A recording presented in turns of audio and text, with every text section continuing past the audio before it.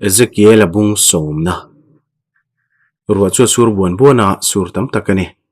thinlung na takin ka trapa kapa chon ka pindan lama min poma ngit taka muthil wangwanga thole to lo ka chak ngoi ngoi ni khuma ka mut nu apo ka in sud le fai thina ka tana salu tu ka wang chon ka nar te chu ping veka muthil du em maila ka mu hil thei silo ruwa sur ka ra ko la phezok soka khopui ri na ron chun jom le nga zat boka chuni chueng tika ma ka theng hi le thei to point ka ring lo Juni sompanga ania ka fapa Ezekiel pian chamani rualin satun ramin pansan ni ania anu le pate kanin then ni ni le ta zela shedeng lo theilo khopin thil chu thleng tlatani kamu hil theilo chu ka thu chuak lola ruwa ala sur na sang reng bok si nen chuan pisia chu ka ngai tu ru renga aw na nga ya alo la om rengang ti ka hlawani kapin dan na tang chuan ka chuaka kongka puibula tukver parda chu kewin kan kotlam chu ke na ka hlau thon ru kang ngein ani chuan ru alo la do renga ka pasal hluiania ka la mangai emema chuwang po chuan yang ka ngai tu emem ni karenda omlowa kanu le pa chuan pindan laman omri ni karinga ni hliap ka zong hal chuk chu ka ru ado renga ni chuan adam lo don chiang kongka ka hong don chia tia ngai tu na dang lo luta ka va boi pui le vela ni chuan min lo chel le nge yanga engkim ka ti kholo zo le vek zok nge yang ni hliap chom na nga ya ka da a ma se ka ril rui ron nuam thei tak tak chuang lo kaum hle hle thei lova atopa topa anu ka va betaringota kanin kota pc omreng thule ruwa do rei to thu ka shil nga zum zunga ani ponan ron kal ngal tur thua soya a o tang chuna hlau thon mel ve khop mai kanu le pa te ro chuang ma ka shil lawa shemi lo ma se poiti na pokanei lo rei lo te ya anu le pa te mel chu kan kota ka muta thuaya apa chuan pisia chu pot thowa ke chuan kanin chunga tangin ka lo thlir renga ma se pisia ro ache thadu meulo apa chuan kor oma thamina beng hoi soka athina rim ve to bokaniang motor anda na lama chuan hnuina hnu kani bera pisia ro miang main kanin lam chawa hoya lataka oma se mel chu vot ti wangin adang na saleti ka muthei motor chunga apaina norlu don thleng chuan pisia chuan kanin lamaron la en ram rama kamit tui chu parol chawa antlan yam thlengin ka thlir trok troka khovela kami pa mai ber chu ka thlir liam angai ta siani kan mai ber te bula kanom reng theilo ti ka hre chuak zut zuta nui lui po tumila har takani kati tur ber shelo chu pindan lama ka lut le topa tlaya erong bol tur pon ka tho chuak pe lo mai theini kamut mona pisia bok chu ka ngai tu le a adam thatwar theinan ka tong traya ka harle meu chuan khualo thim to a karen polo eng war to a ro la tla ser sera thut khom na pindan lama ka chu chuan ka pa hian tv lo ena kanun choi lo siama manin lunge hanom le chun nom dana dang riawa kanu puitur chuan ka phei ngala ka mela hu rol chuan ilo tho to mo choi siam zoron kai tho che ka lo tuma ilo tho chu thae pa lo pheila cho eila atinga zungzunga ka pa po choron phei zui ve maya arote naute wang khan lungai su o inu le pa thian kan en kul pui thei chenia so kanei mol line kanu chona ti a mani nu dik tak ne na tanga mangai na le ngai tu na don zong ril ru no ma viawani kanau pa ya wang hian ka lungai hle nem nu engma lungai na connection lo mitui khaplet sak pa chuan ka tia lungai na nei lo ang mai nin soi mai la kanau te ma hun tur ka ngai tu thleng dai zokani so kanei kham chuan thleng ka seng fel puya kanu le pa te nen chuan ka chungchang suin kan ti tia kalaka a omdan le ka omdan te chu ka shil thuaka a zong ka shilani chuan min khongai luata thil thalo thleng palang ti ka hlawani siding ite lampo ka ho thueng ma ka la shil lawa meri thlengin eng ma ka la shil lo ti tur ka nei lo boka pindana ka omle tlonga chhun lama ka lo mutamang reng bok sinen zan chu rei du veu donin ka shia dar som pakhat le chan ve vela po kala meng renga thil chi sang ka ngai tu kwal na sakhop mai chutia kamut men kar lai chon kong ka pui chori dota pon lama ron chung tu chon na chum na thokhat bokaniang ka pindana tang po chon ka shafia viawa pindana tang chon ka chuak thuaya chuta ka thil hria chon min thong khop mai kapu khoin min lu tir teu aro te lamangem arote ilameng em keima ipasal ka local kung kai mi lo hon ro pon lama tang chuan pi sia chana tilom lama kanu le pa mel po ka murang viau min ngai dam ram ro arote ilaka ka thu soi ka min theng hil sak ro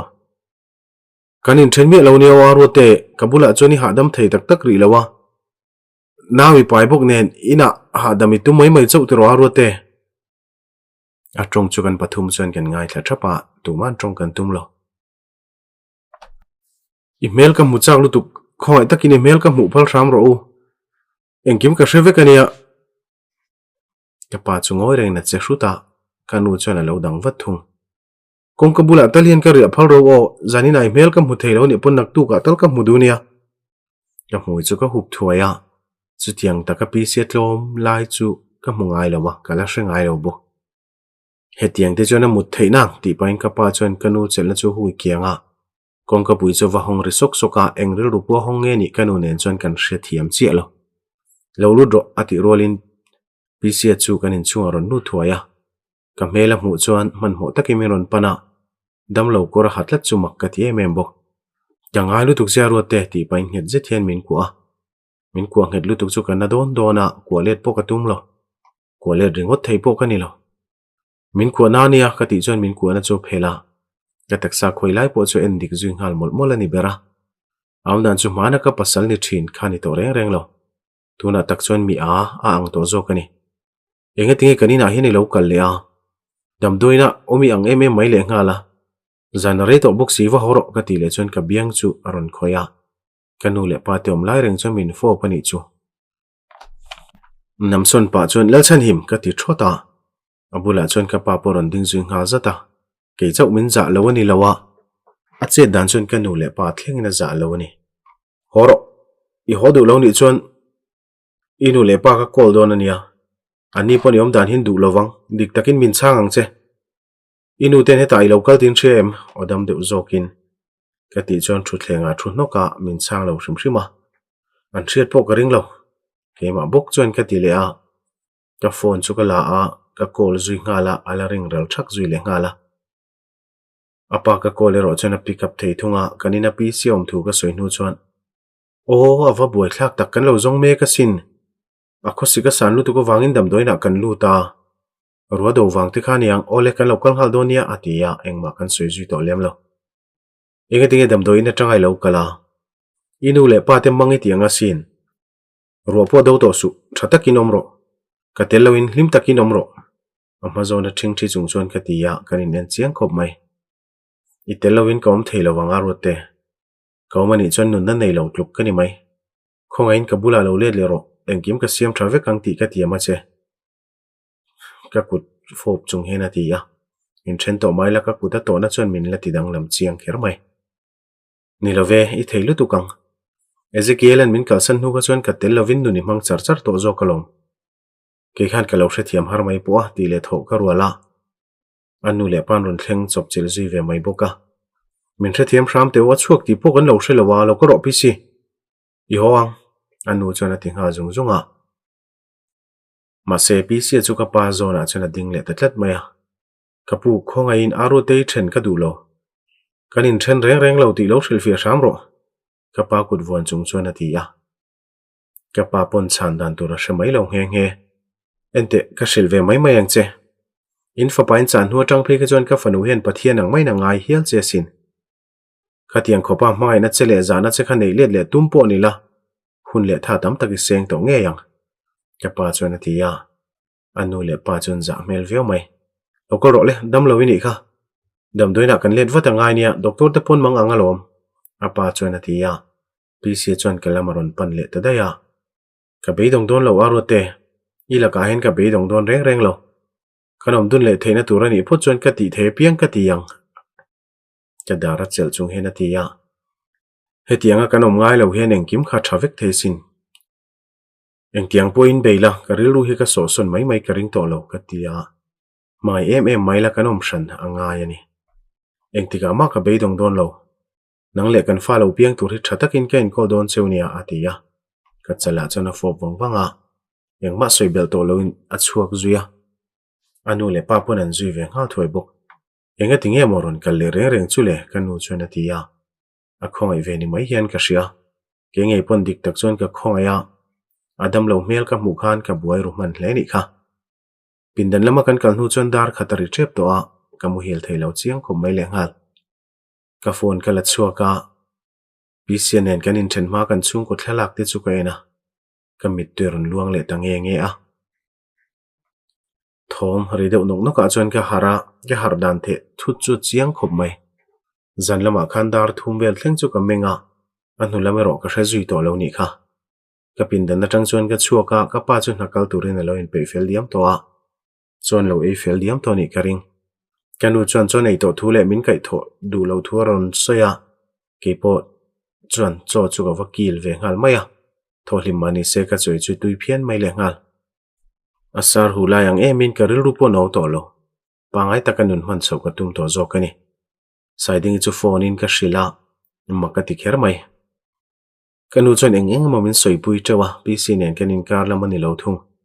kanaute pai chu mu chak to thu soi deuh chena an mani ai main ke ma jok chuan ka mu chak to ni siding i poron lenga asia thu soi reng chu PC chung chang lam deuh vekani naw ka pai ti po chu shelawa kala shil lo deuh bok nen ni jan ma sa khan min ron belo la mak ka lo ti khopa uson mo chan che min zo mai ba ka phone number te ka min dil zuya alaka ka lo lung oi lo lak lo ve to bok sia phone ko phum dai lo siding e chuan ron ti mial miala a mela tang chuan angai to let ni om takani chu tiang in om thin ma ta che kanu chuan lo ti thuaya kanu hian PC hi ngai dam leng hal mai torin min du deuh tletin ka ria aum dan le tong kama hian PC ngai to zia alang tlatani anin then to tholo ka uang hi ka din honi ta se ka then na rei tong siding i chuan lungoi lo je thena tia ke ro chuan eng ma soi po ka chak lo i ho thu hi umeri hril toem nge a hre to zo kalam lo hoina tia ka lu ka lo thin khum renga ta tu vak mai ka pasal len kan in then thu la hre ri lo zok se ka du ni titeu ei tur siamang u kanu chuan atia karel ruwa om ma hre thiam te poniang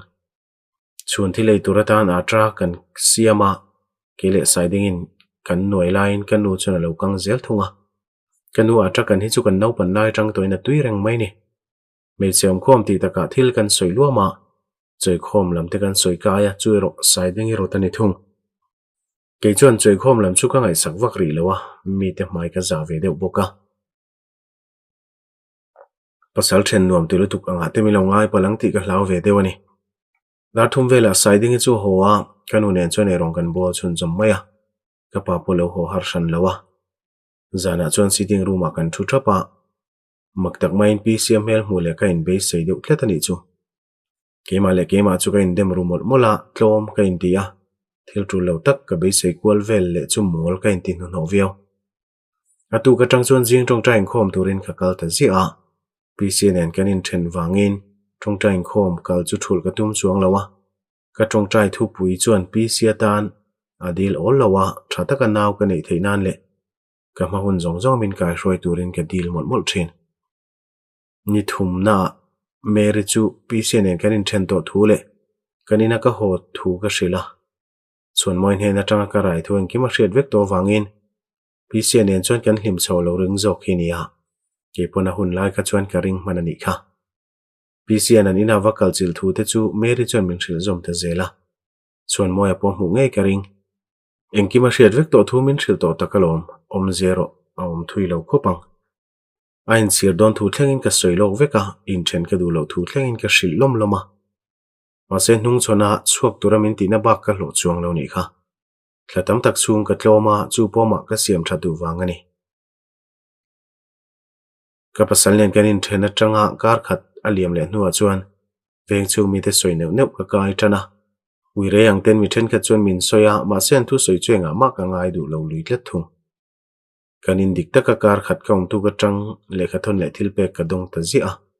tu ne na tang in nge ti la ka chiang mai boxi le kha thon le thil pe ka don ma sak ber tu chuan mi dang dai mo ka tia thu ziak ka chiar noi ro pi sin he na tang ka don ani ti ka hrithiama thla khataliam nu pe chuan da na tur hunom lo khopin ka dong hema achang le naute kor tur ka donga achang le pangpar khắp tu ringot bona mel ka modu to boxi lo ka pa la chuan nang ma nin ching fel ro hati mok mai boxi ya ani poi ka thiam to big lo kanu ang main pi sia chu khoi mel ta viau zokin ka sia chu tak chu ka thil sia thiam mai thei lo ani thani na haral le a pi sin he na tangin thil pek ka dong renga mi panau pang korlam hlira ron la da zuya zeblo a chon nom ka ti big reng reng lo in then lo theila chon in then lo ka du lu tu klat pa se chuak turina ma zokin min ti meu sini katan chon chualo na chi khani to lowa athu soi theng hil sak mai tu de khan min nge na chuak tura min ti thu kher ka chu ka theng hil thei po ring chialo ka pum chu anau te in thanga nam a man thla chuan ka ning ve ta dewa a hne na tanga thil pek don reng rengot chu ka kham to ni chu ba ka tun trum ka nau pai chu huat le ngai theilo ka nga zule me ma chum he ei du lo po ka nga chu ta kara ani ber kher chu ka ngai viau le loya engkim chu ka du lo dan vek ni ma se ka thlak dang lam ngot thei si lo ni ka pum po puar lian ve tran to le ya thil ho te te a ka thin la chu rim deuh reng boka kanu le pa chuan kaum dan chuan the thiam em thu eng thil mai hne na tang hian don ka du to lo pi sian hne na chuan ka ti deuh to pa biak ka du wangin in chunga ka lu tir khania kanu le pan om lo ve ve boka hun rem chang takanin ka ria boi pue chu valian to ve lo chuak thoi thoi se ka mu chak to ni nui mel po phulawa department pakhata deputy director ni lo ang mai mail apua abor chora ngai tuero ka ngai to thui du lem lo ifani lo pc nang chon thu dik ka rilai se oi du lo jana tang khan ifani na ipai to min ro ngai to su in met faila pa ngai takin nung ro ka ti chuan ni lo ve itelo chon ka hlim thei le ne ma ro te ke ma chau ka ngai to lu ta he tiang thila thleng tai pui ka ti ngai to lo tur che chuan min ti su nang le ka fa palo piang tur he ka ngai to em zok cheu ni ati du a ka thina ron rim deuh thut mai le ngal ifani lo la chan him ka hril chiang veo to cheni lo mi chuba ka mi pani turang te kan soilok ve su mei chia poni theisin ka ti hlok hloka ka kutaron vuan che chu ka mur chuak vek hian ka ria ka fani je chu keile nang hian kan thre chiang beralo ipum chu anau te hi mi pani don bok kamu manga boi pue lo pom mi panau pangai khani ti ka shelok thei ka hre chiang ani ati le chuan ka men deuh pura inga tinge he tiang he ni om thlata min hmangai lo poi hre to lo ni lom ni min hmangai to lo wang le chuak dura min ti wang in then kan ni ti te kai theng hil time ni ka ti ya ka trap lo thei ta lo nai te ti pai na ma chuan min kwa beta ka tal chuan lo em hen min kwa ataksa ka sik na chuan oi om lo khopana sign ha dam na min pe ya ka ngai ngoi ani ka lo mo le mani tro boi pui kha ka ngai lutuk luata ka ngai tha chea I to na hre thiam lovin ka om khum chea min dem mol ro eng tik nge mo chuan tu nai ril put mang hi thlak ve thei ka be sei ati zom le nga la chan po ka chang thei lo ka ngai lutuk che ila ka kain thiam lo nei zo tu don ni hi na lampo ka kal thei ri lo chol ka la ringot ati chuan local to su miron mu to su eng thil pek ma ron da to lo buk la ka om po nu amang hetiang ai ong hen ka ril rui ti king bai zual miron ngai ven to su ka ti chuan ko jung pe ka biang khoi zau pa hian ka thei le nem ka mai cheni ti reng ro chu chuan zoi ni ril ru po thlak thei zo kang karon ngai ven to lo cheni chuan ka om sang hlen tak mayang ti ka hlawani ati ya ho to ro naute kor tu re mo po eng mai he na tang hen ka dong to don lo ania kanu le pa te pon lungoi to lo chu wangin pa ngai takin nung ro tina ma hlat deuh chuan ka dinga ka kor chu ka chur tha zui mol mola ka va honge ka be dong don chong lo ti I she don nia I thin lung chuang khan min hmangai na la om ti ka ria to na ri chuan ala dang lam theilo mai ni kha ti in kong ka lam chu pana kalama lo in herin ke mang hi chuan ti sol ve su min ngai dama min pom le ngei turin ka du cheni min hmangai na kharing ngam la I chapo na kha chuan in chirna ba ka pe don lo che aron ti le a chuak zui wangwanga a chuan hu chuan ka ril ruwa thil tam taka lo luta min hmangai thu vai tama soya ma se enge ka du khop lo ber po ka hrelo abula le tur chuan ken ngai ngam to lowa ama ka hmai nai ro re pha hau lo engang po in du lovin homaila ka bum chunga no te pa chu pi siang nge ni ti ka hre chiang e mema a hun lai oi du mi lo khan tu na a oi le em boka eng kim chu alak lo kwal vel vek to ni ti tu ro om lutuk lo bok nen pindana ka lu ta kamule tok ringota kapum chu pur rian ve to viawa anu loka meri ne na tangin phone call ka donga kanin bere yang reng khop mai kema berin kala du che lo wangin choi khom po kan la nei lo ta zela ka soina ri to viau ma se tul ka tile ta vak lo zo kani kanu le siding i ponan soi ri le to lem big lawa ka pa pe chon chu tiang ang thil ve cho shelo shim shim hun aliam ve zela kanau te pon tharu ka tling ve der to ka she thiam big lo pcs soi ka dik don te ponia ka pum chu anau te chon thomaron nei chotana a thom la cho she te em zela ama ai zongin minon ngai ven zuale moti turani naute thom no lam ada to ngai lawa ma se le khai roda athul chuang lo le kha thona chona hun man daning ki ma ziak langa min ngai thu le min mai thu chu tlar tina lang zuta me tui far zung zung chunga chiar chang po ka nei thin led le ka du chem ti in kema le kema ka in zo tun neu thina karel ru dik tak ro chu kema pon ka she thiam bik chuang lo dik tak chuan led le taila kanat le ka hlawa chuak turamin tong khum zana tang khan led le to lo turin karel ru ka siam fel vek to boka kanau te ka ngai to em a chuwanga led le ringot ero ka ngai ngam to lo te poni mai the e he lo ro lo leng ro engting e kaninom nai shiata chon moi mel ka mu rolin ka lo ti vata pona in su pho turin ka chuak khania a mel mu chu ka in be se lo ko pasin mu che ka du mai mole kha valian to ve yang mala chu ron choile ta book silawa adirai ngai zong ka ni wangpon ron ngai ven ve deuh tur che ka ni lom nui vur chung hena ti ya a fiam thu ti shen ke pokalo nui ve bok lom ro insuki kan pho zo lokang milong hak ro thingpui te inang chu khati chana lo nuya kabula chana ron dinga tongero tong to lo tula chu ni hi sarei theilo lu tu christmas boro kan chung kai chodon bok nen dar thum vela hi chon ni ang pho kan dong ngai meu to lo chuwang chon chet zung zung angai nama poen chuang lo chon ke ti ya I thamo naute nge ana ka thil soi zom lo deuh hena ron ti ya tongka chang loin ka lo bu hata insu po chu ka pho zo ti ti ngal mai lokal ro insung lama lutang thingpui te Indonesia ke ma chawin ko malom ti le in lam pan chu ka ruala nani pon menon zui ve ngala inchunga kan lu rualin lo thuro thingpui kan lum ha lange ka ti zung zunga gias lama thingpui lum tur chon ka pheya ani ro thulo hian banga kan chung ko thlalak in tar chu lo ena min nung chan deuh hleta wang chon ka be zui to lem lo thingpui kan in lai chon mei chelam ka zota asoi thadu vak lo vel khang langa ase ngai ven melang reng viau loya asoi dan chon kolei zilai no pangani mela asoi te phei chon in sum theilon ka lo nui chu khaka zeblo achona du no pang ka ti viau ke yain kum neina upa a ani ang kumin tun lai tle rol rol vela mel dai chumak ka ti dewni anin kare ro soi thei ka nei lawa anin du ton te chuan chuba ka thaum chong leinem thingpui in zo chuan bc chen min zot no la kala ka pi siom dan vel chu shil vek ka tum deuh takna ase ka shil fai ta big lo atlang pui chu ka shila chu po min zot lo se chu ka soi kher lawang ani pani hin lo in mu velanga rol thar ti rang main alo kho sang ti ka hlau ru viawani mi pa hi chu mi pan ni ve dewa in sual theinol sama puiting to poni sen thla tak tak theilo kan thingpui in na no ka sila thil ka hre chuak zoka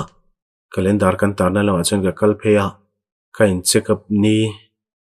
ka hai chiang lutuk voini ka in check up ni ti ka lo hre to mi lo ti pain ka phone chu ka khoi zom hal zata theng hi loila chon jing lama ka pai mo siding i mo ka shilanga min kalpui thei tur hi nia kalau kalpui don che mi ka mana lo mi du chon ka lo hrueng che ka pa ka ko line chon moi chon lo ti ya kanui ringota ka pa la chon phone la thei book si lo I boilo tak tak mo ka ti taringota boithum lai ka pa chu ka call to a ala thei lo zela siding I po chon ala thei bik chong lo kanu chu len chu lo ko wangin ka call boi du taloni boilo we khoi hospital a nge clinic a zo ithil silai de sova zo phut la kan kaldonia atia kepo kalsonin no chu ka sil chun jom vele maya ama berina man thua soi boka in throi tir chu ka tum tamai doctor chon min check tange ya muthaturin min shrila Asuyang tak takin tunlai chu ka mu thalo viawani ei lampo ka thei em chuang lo Ezekiel ka paila nian chuan danglam takani ei tu tha te chu ka lei ve a ei po ka ei ve renga ma se so takero ka ei tam thei lo thung purun rim mai ten ka luakan pot mai ma thlai na lam ka mei chuan ka ei thei pa ngai veu thin choli zinga ti hen voksa kan me thin boksia ka pa po chuan thla rung thei khop mai ka pa hian voksa hi du ve ema choni ai chuan me lo kan nei ngai lo achang pe chuan an choi lain thil dang ka tia karila tram lo thu te ka soya ma sen la ka kain thla run wang zo ka ni sa kan me to hi chuan eng sa poni se kan nei veka tum lui ngel mai la ka luak choron chuak ngoi zel doctor kan hu zo chuan ho torin kan chuak nga la kan nau te po a thaviau ri e ka ti thei om chun chu choi that le mut thatani ma se ka thei ngu tangemo chuan moi motor pak na bul kan thlen rolin chuan moi chu motor bang tau chor khop hian leng dora pcm mail chu ka hmu zui ngal zata nang hian kan upui hi lo la be sei ve lamo ka hril chiang viau to cheni lom ni ti pa in le le deng chuan moi chuan nek zum mol mola pc du tok ro min an en thup cheunia anom na lat deuh taka tang chuan ke lo ti thuaya ka van nai ni chuan tum lo de min khoina palang ti ka hlawa ka lo rai pur lian ve to boxi lo rot luang I pasal ka om renga minon hril mai ta che ani berkher le nin kalvela hepa ne hen voi khat main mo to su thinrem taka minen chung hena tia chuan moi chu le ala let tuala khatiang khan hepa hi en hausu nge nang hena ni hi lo mangai hle jok ti le kalamaron pen phe rola na zet thian ka ban chu chel zom zata kanuna loin rol tum su thu nei nai nei lo kanin then to ti hriang chelal chan him email po ka mu pe lo ka tivin ve thata konga kalten minen rek rek awang chuan ka tong ring hran lo kan lain then lo kanin thene moti je su hrero sopa nen sonin om dun le ni chuan ka cherap thlak khopang I pasal ka ni ti hrerengang che ti pai min kai dor dora a motor chunga min lu tir zui ngala ka chuk du ibulain kom pe lo la chanim kong kai hong ha ro sakul chi che ni hi ka ti vin tur tura